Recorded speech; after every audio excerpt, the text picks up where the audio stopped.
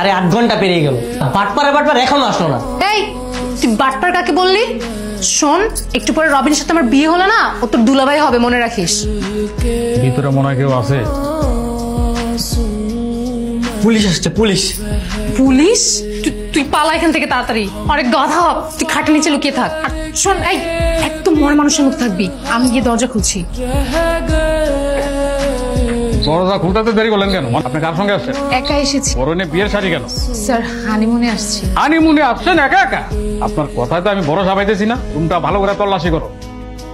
Sir পাইছি sir. একদম কথা বলা যাবে না, নড়াচড়া করা যাবে না। নড়াচড়া করলে কিন্তু একদম গুলি করে দেবো। ঘটনা কি?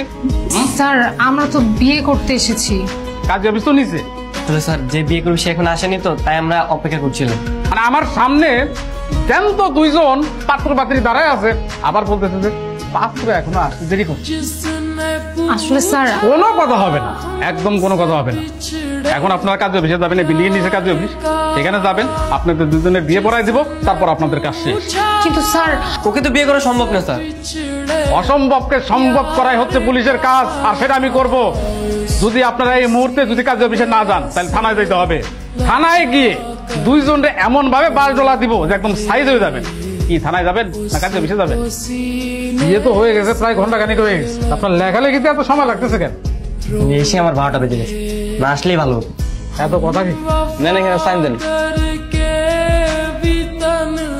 ভালো থাকো, সুস্থ থাকো। স্বামী স্ত্রী হিসাবে যাতে ভালো থাকো, সুস্থ থাকো, সেই দোয়াই করি।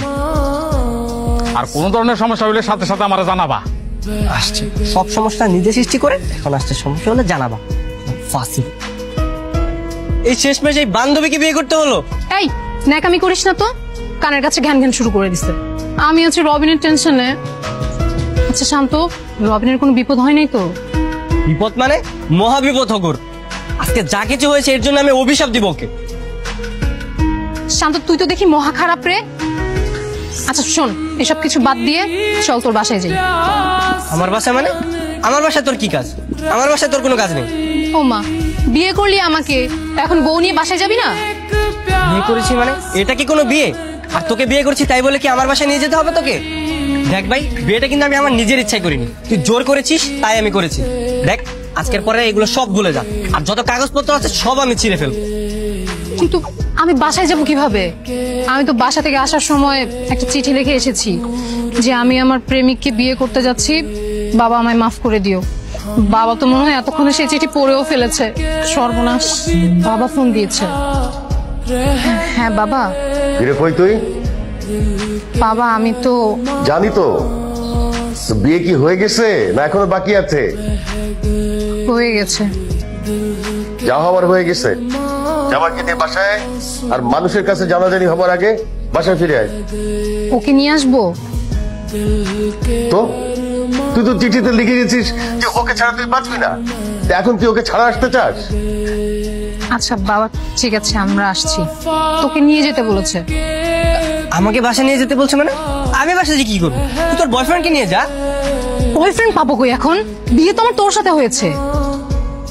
আজব, বললে আমার যেতে হবে নাকি? আমি যেতে পারবো না। যেতে পারবি না মানে? ঠিক আছে তাহলে চল তোর বাসায় যাই। আরে আরে না না না না না, আমার বাসায় যেতে হবে না। তোর বাসায় যাবি না, আমার বাসায় যাবি না, তুই যাবিটা কোথায়? চুপচাপ লাগেজটা নে, আমার সাথে চল, ব্যাগ নে।